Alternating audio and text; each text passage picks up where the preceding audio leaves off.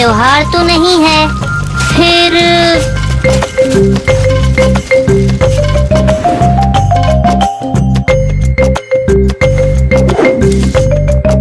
हो क्या रहा है ये? महाराज, ये सब तैयारियां क्यों चल रही हैं? क्या है आज? बुद्धिराज। बुद्धिराज? महान गुरु बुद्धिराज पधार रहे हैं, पर क्यों? कितने दिनों के लिए? प्राण संकट में फंसने वाले हैं फिर तो। शांत मुंजा, शांत।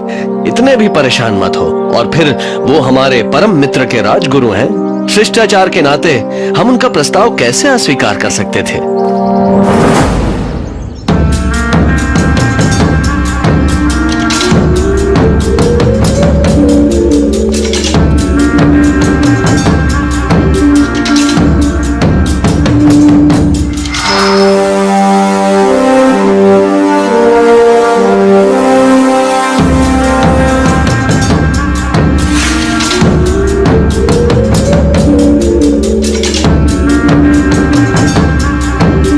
राजा का प्रणाम स्वीकार करें महान राजन विक्रमादित्य। अब दो बातें। पहली ये कि ढोल का शोर सेहत के लिए हानिकारक है, वो मन को व्याकुल करता है। दूसरी बात, फूल बगीचों में या प्रभु के चरणों में ही अच्छे लगते हैं, उन्हें यूं उछालिए मत। सत्य वचन गुरुवर, सत्य वचन। अब अगर मुझे मेरा कक्ष दिखा दिया जाए तो मैं वहां तनिक विश्राम करना चाहूंगा। मंत्री जी, आप कृपया गुरुवर को उनके कक्ष तक ले जाएं। एक और बात राजन, आपने कक्ष में मेरे आदेश के अनुसार मेरी नित्य पूजा की सामग्री रखवा दी है या नहीं?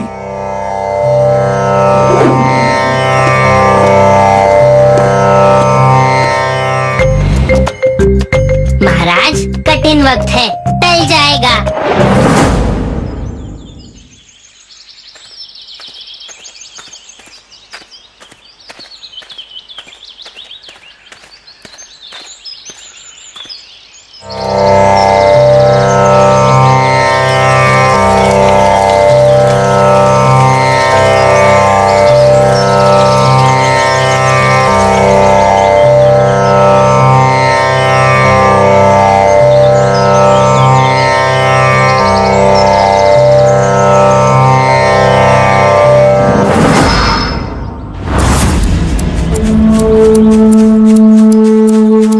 प्राणी, तुम्हें इतना भी ज्ञान नहीं कि किसी मुनि के सामने नहीं आते जबकि वो तप कर रहा होता है? अब तुमने अपनी हर सीमा पार कर दी है और तुम्हें इसका दंड मिलेगा, कठोर दंड। सैनिक, बंदी बना लो इसे और इसे दरबार में प्रस्तुत करो। अभी बंदी बनाओ इसे, अन्यथा तुम्हारा भी वही हश्र होगा।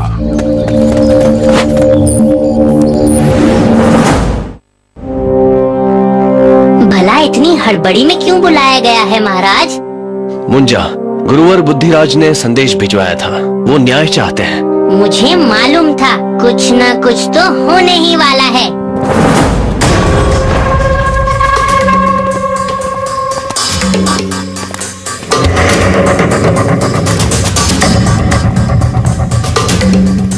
महाराज विक्रमादित्य, मेरा सादर प्रणाम स्वीकार कीजिए और मुझे न्याय दीजिए। इस मूर्ख माली को दंड दीजिए। मगर क्यों गुरुवर? ऐसी क्या गुस्ताखी हो गई इससे? इसने मेरी प्रातःकाल की पूजा में विघ्न डाला है। सालों से आज तक मैंने कभी अपना सूर्य नमस्कार पूरा किए बिना अपना स्थान नहीं छोड़ा, मगर आज इस मूर्ख की वजह से वो खंडित हो गया। अरे किसी न किसी पर तो प्रकोप पड़ना ही था, पर अब इसे अभी इस राजभवन से निष्कासित कर दीजिए। इसे निकाल बाहर कीजिए महाराज। अब क्या करेंगे महाराज? आगे कुआं तो पीछे खाई, न जाने कहां से यह आफत आई।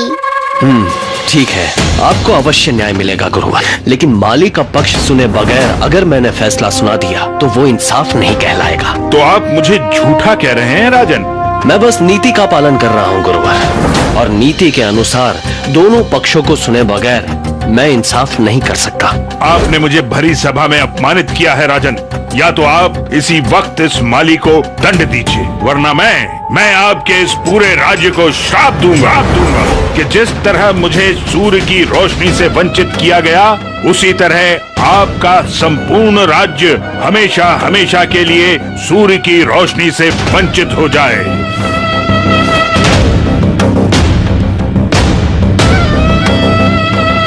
महाराज, एक माली के लिए इतना बड़ा संकट मत मोल लीजिए। लेकिन वो मेरी प्रजा है और एक राजा होने के नाते मैं अपनी प्रजा को कैसे बीच संकट में छोड़ सकता हूँ।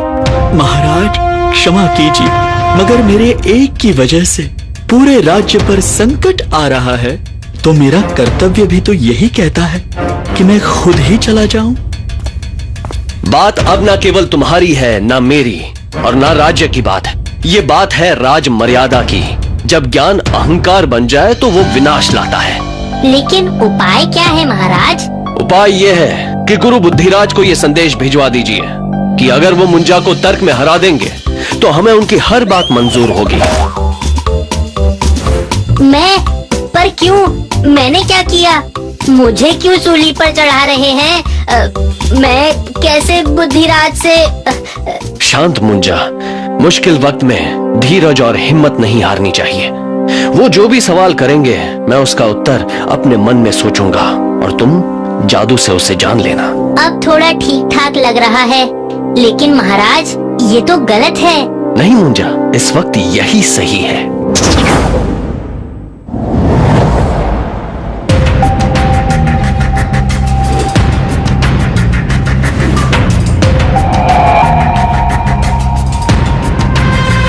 शुरू करो मुंजा। पहला सवाल करने का अवसर मैं तुम्हें देता हूँ, क्योंकि मेरे तो किसी भी सवाल का जवाब तुम दे नहीं पाओगे। परंतु आप बड़े हैं, मैं कैसे पहले कर सकता हूँ? ज्ञान में कोई बड़ा या छोटा नहीं होता। नहीं, मैं तो उम्र की बात कर रहा था। क्या कहा? पहले आप। नहीं, पहले आप, ये मेरा आदेश है। मान जा मेरे बाप। क्या?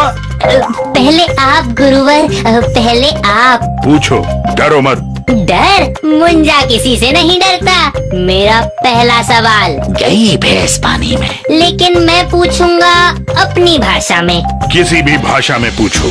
सरल इंसान कौन होता है? वो जो कुछ नहीं जानता इसलिए कुछ नहीं चाहता? नहीं, वो जो सब जानते हुए भी अपनी लालच और चाहत का त्याग नहीं कर पाता। दानी कौन होता है? जो धनी है? नहीं, जो संतुष्ट है। किसको अधिक गुस्सा आता है? जो बलवान है? नहीं, जो असंतुष्ट है। घमंडी इंसान कौन होता है? जो सबसे बड़ा ज्ञानी होता है? नहीं, वो जो कुछ नहीं जानता पर उस बात को छुपाना चाहता है। ज्ञान तो हर किताब में मिलता है, परंतु कठिन है उसका पालन करना। कठिन क्या है? ज्ञान की बातें करना या उस ज्ञान को दिल से मानना?